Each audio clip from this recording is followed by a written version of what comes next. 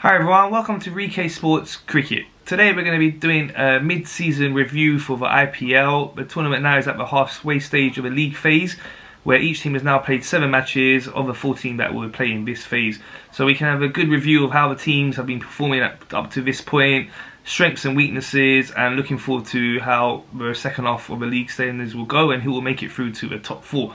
So in terms of my picks for the top 4, I got 3 of the 4 in the top 4 currently at the moment. The only one that's not there is Chennai, but Mumbai, Kolkata and RCB are in the top 4, and so looking good in terms of that. But yeah, let's break it down in terms of team by team now. Starting at the top, we're going to go with the table toppers at the moment, the defending champions, Mumbai Indians, doing really well, performed great so far. They did lose the opening match against Chennai Super Kings, and they had this situation where they had performed quite poorly in the UAE in their previous time it was played there, this IPL. So they managed to turn it around from that, having lost so many games in that previous tournament and then losing the season's opener.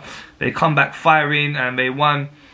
Out of the 7 games, they've won 5. They lost 1 more game, which was a really tight one. It was actually a tie and went to a super over, and they ended up losing out to RCB. However, winning 5 out of 7 is a great start. They're looking in pole position to make it through to the top 4. All departments looking strong. All their batsmen seem to be in good form. Openers, De Kock and Sharma. Then Yadav down at 3. Kishan's been really amazing.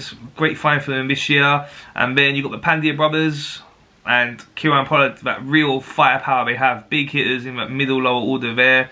And batting's definitely looking super strong. Then the bowling too. Surprisingly, the pitches have been helping the fast bowlers more than you would have thought. You would have thought out in the UAE with the heat, with desert conditions, the spinners would normally be more of a threat. However, so far that's not really been the case. Feeling is that the groundsmen have been keen to keep a lot of grass and moisture in the wickets, and they know that as the tournament goes on, the tracks will naturally start to dry out more and more, so the spinners will come into it. At what point, not so sure yet, but towards the latter part they should start coming into it, maybe in the next week or so. But as I was saying, with the fast bowling doing really well, Mumbai have a very strong fast bowling unit of Bumrah, Bolt and Patterson. They've been really performing well as a trio, and the spin's doing well as well with Pandya. Kanal Pandya is doing great along with Chahar. So they seem to have all bases covered now, looking very strong. So even when the pitches start turning, their spinners seem to be performing well. So got a lot of firepower there in all departments. Fielding's a great fielding team as well. So definitely one of the favourites, and as they were at the pre-tournament, and definitely now I'd say going into the second half, they are the favourites to go on and win it. Behind them we have Delhi Capitals, who have started really well. They were good last year. In the tournament's history, they've not been one of the stronger teams, but you could see last year things were starting to get better for them. They got a better combination going, and this year definitely you've seen the fruits of all the planning they've been doing, as we're seeing a really all-round team in all departments doing well. Batting, great starts by Shaw. He's been in fine form. Dhawan wasn't in so much good form, but we did get a good 50 the other day against Mumbai. And their bowling is their strength. Rabada, amazing. Top form. Him and Nagati, the speed they two are bowling that, and they're really, as I was saying, the pace bowlers have been doing well in this tournament, and Delhi have 2 of the best there. Spin, Ashwin, Mishra unfortunately got injured, but we've got Akshar Patel and Ashwin as a combo there, so that's a very strong spin lineup, and as the pitches start taking more spin, I'll expect them to become stronger and stronger as well. So Delhi's strength's definitely a bowling. Stoinis in the batting's been amazing. Real powerful hitter, and he's won them a couple of games just off his own bat. Real match winner. So again, like Mumbai, all things seem to be strong with them. All departments are firing. They did lose to Mumbai the other day in the top of the table clash. It was a bit of a tricky game where they didn't quite get enough runs. They just come from playing in Sharjah as well, so I don't think they adapted too well to the conditions in Abu Dhabi. They needed a few more runs, and then it was quite a comfortable chase to Mumbai in the end. But them 2 teams do both look a little bit stronger than the rest at the moment. But let's see, this whole second half of the tournament to come. Like I say, the spinners will come more into it. So moving on now to the 3rd place team, which is RCB. Great win for them yesterday against Kolkata, and this, as I was saying in my previous show, could be the year where they go all the way. Kohli started off poorly, but he's in amazing form now. What a night he got the other day against Chennai. That was a super innings, and he's looking in top form. Formed well yesterday as well. AB got an amazing 50 yesterday. He's also had a couple of good knocks in the tournament. Finch, not so great, you'd say. He's had a couple of good scores, but he needs to improve a little bit, especially his scoring rate. But if he fires, we know how dangerous that guy can be. So then also they've got the new opening batter, Pandya, doing really well as well. It's been a real find for them, and they've needed that, you know, some more strength, not leaving it all just down to Colley and De Villiers. So their batting's firing, that's always normally been their strongest point, but the bowling's come on a lot as well. You've got to say, Chahal, like always, is amazing. Great leg spinner, probably one of the best in the world at the moment in T20 cricket, if not the best. He is such a good bowler, and he's continuing to perform well. But Washington Sander has really stepped up with him and performed great. Yesterday you saw how good them two as a combination. Then the fast bowling has improved a lot. Sani is coming into his own. He was getting better. You saw last year signs of progress with him, but this year he's looking really nearly the finished article. He seems to be bowling so well, in control. You saw how well he bowled in that super over against Mumbai, and the pressure was really on. So he's progressing well. They brought Udana into the team. Great Sri Lankan bowler, especially for the death bowling. They needed someone like that. They've had issues with the bowling, left arm over, so it gives that variety to the attack. And then Chris Morris has also come back from injury now, so that's a big plus for them. Good all-rounder, hard-hitting batsman, and good death bowler as well again. So they're looking very strong in the bowling as well. So when you put that all together, they're looking a strong package, and definitely, again, as I said at the start of the tournament, I do fancy them to get to the playoffs, and they could go on to win it. So down to 4th place now, Kolkata. Another one of the teams I tipped up to get through to the top 4. They had a disappointing night last night against RCB. Thing with them is that they've been a bit like not settled in their team in terms of a combination. We're opening first with Narain, that didn't go too well. Then they put Tripathi in there. He performed well the other day, but then just yesterday they decided to drop him down to number 7 and bring Tom Banton in. So they're not really settled in their batting lineup. They have some great hitters. Another thing that's obviously disappointing for them is Andre Russell's yet to fire. That guy fires, we know he's a match winner all by himself, but he's yet to fire. But you know, I can see a big knock around the corner, and when he fires, he's a danger to all the teams. By himself, he can win matches, we know that. Ian Morgan as well has not had the greatest of tournaments so far. Shows a few glimpses. He has been in good form for England coming into the tournament, so if he gets going, along with Russell, they're going to be super dangerous. Kartik got into a bit of good form the other day, great 50, and definitely a strong batting unit, but they've not fully clicked yet. So their best cricket could be yet to come. As McCullum was saying yesterday when he was being interviewed, he feels that they've done well so far, but their best is still to come. And I definitely agree, their best is definitely still to come. When Morgan and Russell get together and they get firing, that is a partnership I'd love to watch. But yeah, so then the bowling, they've done really well. Like what they done against Punjab the other day to restrict them. Like Punjab needed 26 or something from 4 overs with like 9 wickets left, and they somehow managed to restrict them. They done something similar to Chennai. Chennai were in a really strong position. I think 90 for 1, chasing like 170 with after 10 overs, and somehow they managed to restrict them too. So bowling is really firing. We got some young, good fast bowlers like Mavi. And then the spin of Narain, as we know, unfortunately, he was given a warning for a suspect action. Not sure what's going to happen with all that, but I don't know why that's happening. He's been playing for many years now, but yet again, he's been called for this. Great bowler. He spun a web the other night around the Kings 11 Punjab, and to win that game, he's such a good bowler. And add that in with Pat Cummins, as we know, great overseas fast bowler from Australia for them. And their bowling is looking strong, so both departments, they have it on paper as one of the strongest, and I expect them to up their game in the second half of the tournament and go on and progress to the playoffs, and again potentially go on and win the tournament. Now looking down at the 5th place team, so looking at the table now, this is where it's a bit tight, where we got after the top 4, so the top 3 are all on 10 points each, right? Mumbai are shading it by net run rate, then there's Delhi 2nd and RCB 3rd, all on 10 points. Behind them, Kolkata Knight Riders on 8 points. Then there's the chasing pack, which are starting with the 5th place team, Sunrisers Hyderabad. They've been a bit hot and cold in the tournament. They didn't start off that great, you know. They had these injuries, unfortunately. Mitchell Marsh got injured, big blow for them. Then after that as well, Kumar, one of their best bowlers as well, real unfortunate. He's been injured and ruled out of the tournament along with Marsh, so that really put them on the back foot. And then they're in a situation where they've not been so sure what combinations to go with. They did try Nabi out, and then they've gone with Williamson in recent times, so they've got 3 overseas batsmen in their lineup, and it's kind of weakening their bowling with obviously Kumar out as well. But the unbelievable Rashid Khan, amazing, such a great bowler, really. I was saying about Char being probably the best leg spinner. Thinking about it, I'd say probably him. It's between him and Rashid Khan. They're both up there as two of the best in the world. Between them two, definitely for who is the best. And yeah, he's been amazing for them, and he's helped them to win some games. Johnny Bracestro and David Warner, we know what unbelievable opening partnership they were. They didn't perform too well at the start of the tournament, but in recent times they've both clicked into form. Johnny the other day got a brilliant 97, and they had a great opening partnership, and they seem to be firing now. And then the lower middle order, so they got some younger players there. They had a couple of games where they have fired as well, but in general you say that's their weakness. Their middle to lower order is not so strong, and their bowling's been weakened a lot with what happened with injuries.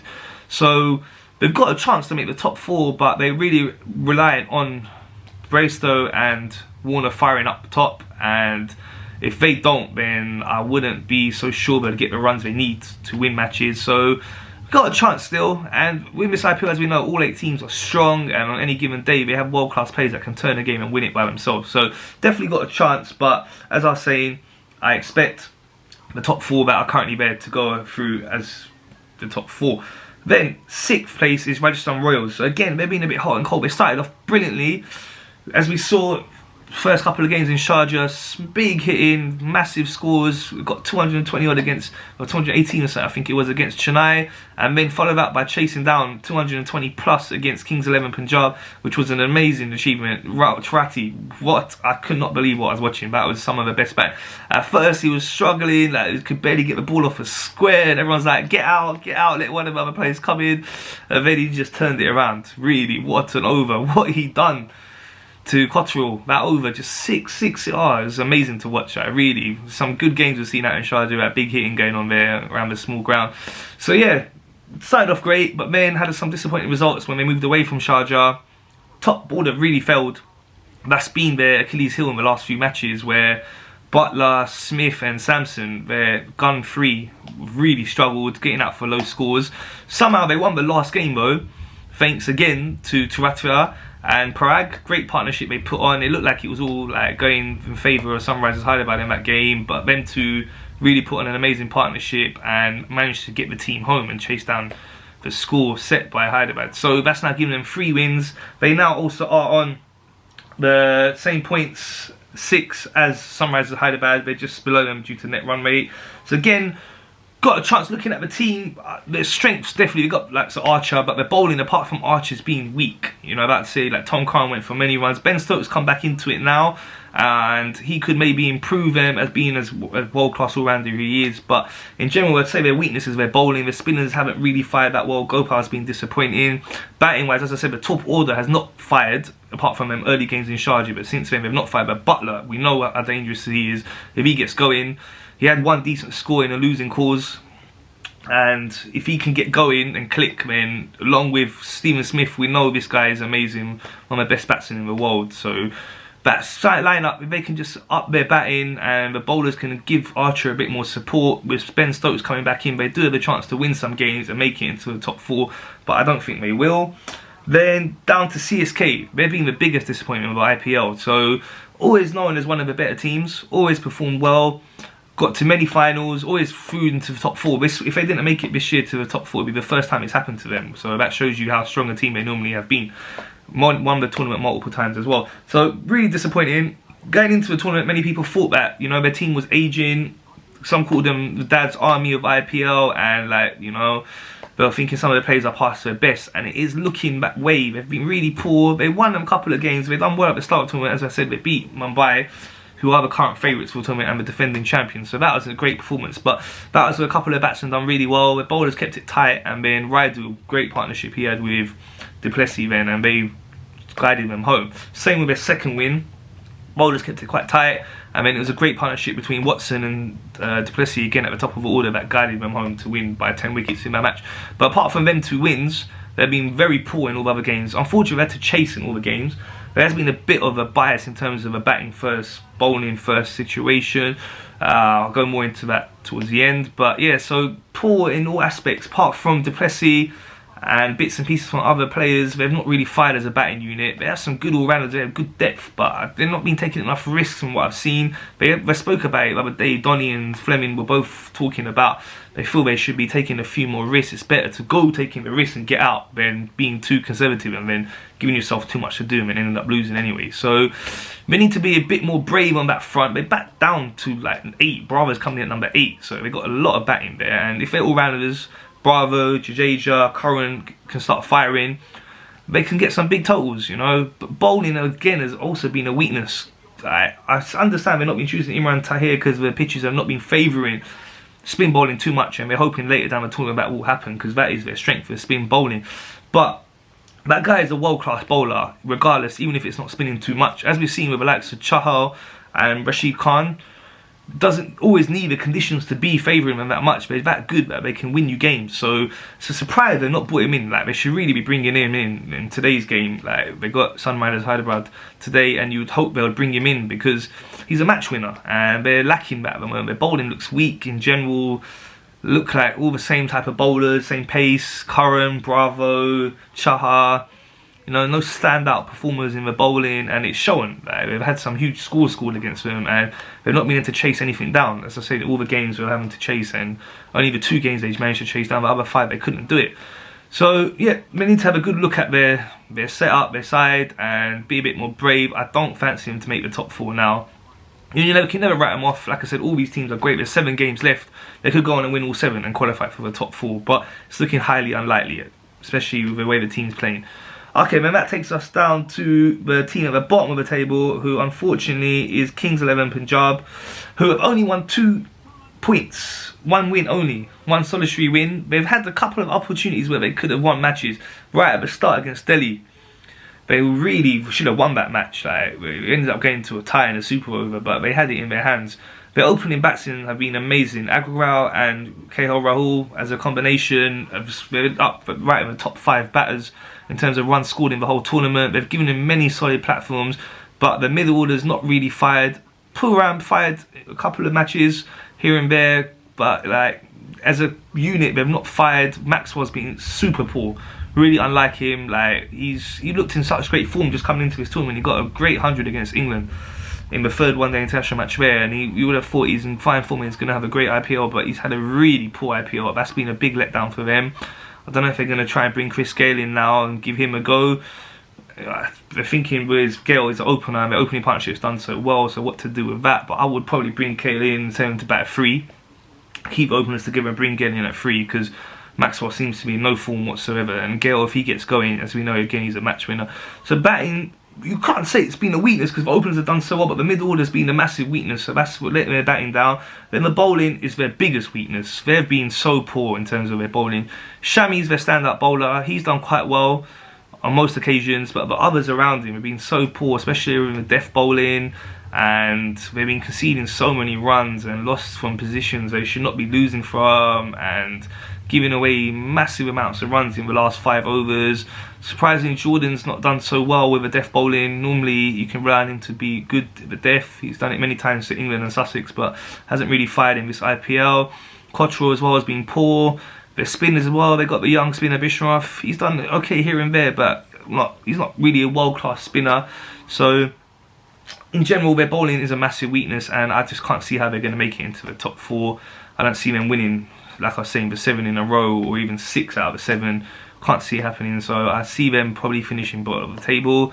So yeah, now looking at the overall picture in terms of how the tournament's going, we're seeing this big bias towards the teams batting first, winning like the majority of the games. I think 5 times only has the chasing team won, right? So that's a lot of matches where the team batting first have won. To start with, all the captains were looking to win the toss and bowl and wanting to bat second, thinking the dew was going to come in, but that hasn't happened.